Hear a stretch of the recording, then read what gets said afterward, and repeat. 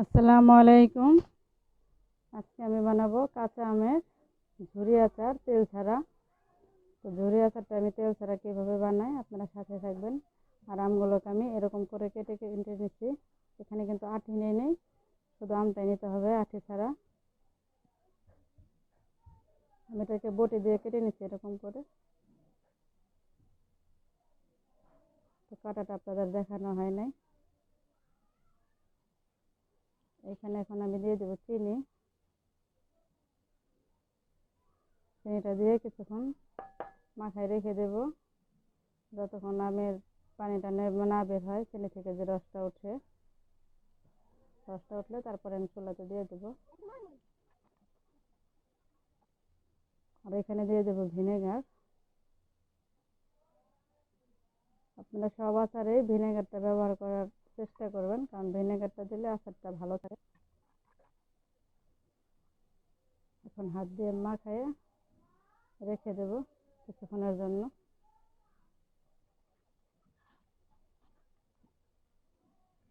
তেল ছাড়া এই আচারগুলো কিন্তু বানাতেও সহজ আর খেতেও কিন্তু অসম্ভব মজার। এখন আমি রেখে দেবো যতক্ষণ চিনি থেকে পানিটা না বের হয়। কাঁচা আমের তেল ছাড়া ঝুরি আচার বানানোর জন্য যে আমি চিনি দিয়ে আমটাকে মাখিয়ে রাখছিলাম, দেখুন কতটা রস বের হয়েছে। এখন আমি চুলাতে দিয়ে দেবো। এখানে একটা ফ্রাই প্যান বসিয়েছি। এই আচারটাতে কিন্তু খুব বেশি একটা মশলা লাগবে না, অল্প মশলাতেই হয়ে যাবে।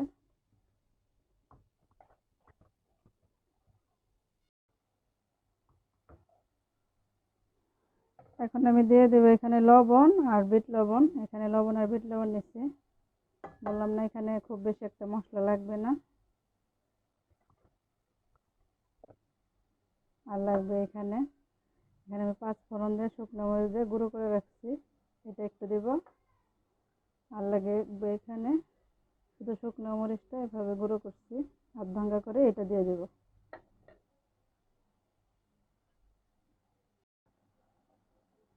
আচারের রসটা কিন্তু প্রায় শুকিয়ে এসেছে, দেখুন আচারগুলো কিন্তু একদম আনামানি আছে, ভাঙে নাই। এখন আমি গোটা শুকনো মরিচ হাত ভাঙ্গা করে রাখছিলাম ওইটা দিয়ে দিতেছি।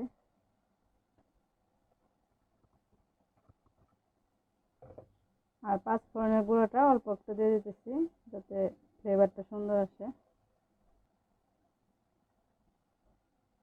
শেষ, এখানে আর কোনো মশলা ব্যবহার করার দরকার নেই। এখন আর একটু রসটা শুকালেই আচারটা হয়ে যাবে।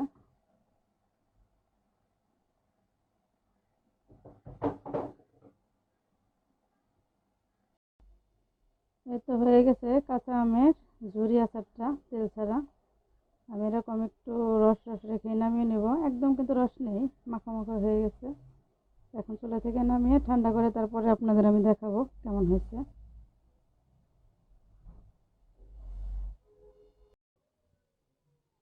এই তো হয়ে গেছে তেল ছাড়া কাঁচা আমের ঝুরি আচার। দেখুন আচারগুলো বানাতে কিন্তু খুব সহজ, খেতেও অসম্ভব মজার, সময় খুব কম লাগে, খরচও কম। খুব অল্প অল্প মশলা দিয়েই কিন্তু এই আচারটা বানানো যায়। দেখুন আমি কিন্তু গরম গরম অবস্থায় আপনাদের দেখাচ্ছি, ধোয়া উঠতেছে।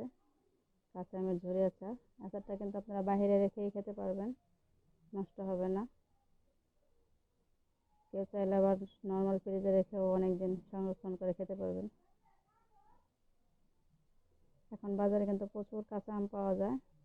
তো আপনারা এরকম তেল ছাড়া কাঁচা আমের ঝুরি আচার বানিয়ে খেয়ে দেখবেন, আশা করি আপনাদের কাছে অনেক ভালো লাগবে।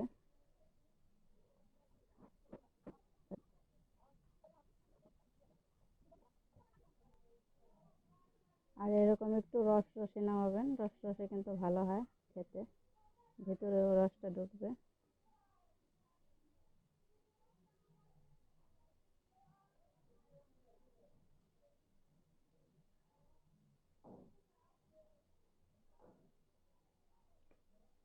কতটা পাতলা পাতলা হয়েছে দেখুন।